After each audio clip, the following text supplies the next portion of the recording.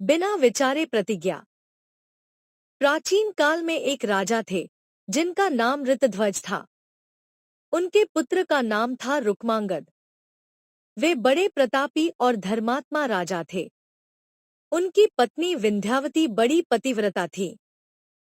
उनका एक पुत्र था धर्मांगद, जो मातृ पितृभक्ति में सर्वप्रथम एवं अत्यंत धार्मिक प्रवृत्ति का था। महाराज रुक्मांगद नियम से प्रत्येक एकादशी को व्रत करते थे। उन्होंने अपने राज्य में सबके लिए एकादशी का व्रत करने की घोषणा करवा दी थी। इसीलिए उनके राज्य में 8 से लेकर 80 वर्ष की आयु के सभी स्त्री पुरुष एकादशी का व्रत अनुष्ठान किया करते थे। केवल कुछ रोगी अथवा गर्भवती महिलाएं इसका अपवाद थी। इस व्रत के प्रताप से उनके समय में कोई भी यमपुरी नहीं जाता था। यमपुरी सूनी हो गई। यमराज इससे बड़े चिंतित हुए। वे प्रजापति ब्रह्मा के पास गए और उन्हें यमपुरी के उजाड़ होने का तथा अपनी बेकारी का समाचार सुनाया। ब्रह्मा जी ने उन्हें शांत रहने का उपदेश दिया। यमराज के बहुत प्रयत्न करने पर माया की मोहिनी नाम की एक महिला शिकार के लिए वन में विचरते राजा के पास गई। उसने राजा रुक्मांगद को अपने वश में कर लिया। राजा ने उससे विवाह करना चाहा तो उसने कहा, मेरी एक शर्त है। क्या? राजा ने पूछा। मैं जो कुछ भी कहूँ वही आपको करना पड़ेगा। महाराज कामांध हो गए थे, अतः उसकी शर्त स्वीकार कर ली। उसको लेकर वे राजधानी लौटे। राजकुमार धर्मांगद ने बड़े उत्साह के साथ दोनों का स्वागत किया।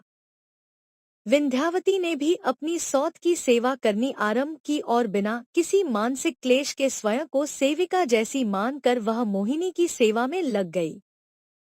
इसी क्रम में एकादशी भी आ गई। शहर में ढिंडोरा पीटा जाने लगा, कल एकादशी है, सावधान, कोई भूल से अन्न न ग्रहण कर ले। मोहिनी के कानों में शब्द पहुंचे। उसने महाराज से पूछा, महाराज, यह क्या घोषणा है? रुक्मांगद ने उसे सारी स्थिति से अवगत कराया और स्वयं भी व्रत करने के लिए तैयार हो गए। मोहिनी ने कहा, महाराज, मेरी एक बात माननी होगी।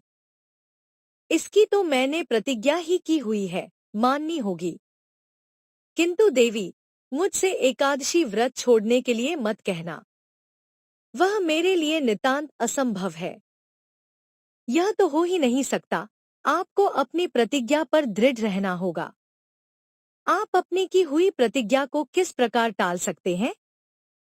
तुम किसी भी शर्त पर मुझे यह व्रत करने की आज्ञा दो। अगर ऐसी ही बात है तो आप अपने हाथों धर्मांगद का सिर काट कर मुझे दे दीजिए। इस पर रुक्मांगद बड़े दुखी हुए। धर्मांगद को जब पिता के दुखी होने का कारण ज्ञात हुआ तो उन्होंने अपने पिता को समझाया और वह इसके लिए तैयार हो गए। धर्मांगद ने अपने पिता को समझाते हुए कहा, मेरे लिए तो इससे बढ़कर और कोई सौभाग्य की बात हो ही नहीं सकती। धर्मांगद की माता विंध्यावती ने भी इसका अनुमोदन कर दिया। सभी तैयार हो गए। महाराज ने ज्यों ही तलवार उठाई, पृथ्वी कांप उठी। साक्षात भगवान वहां प्रकट हो गए और राजा का हाथ पकड़ लिया।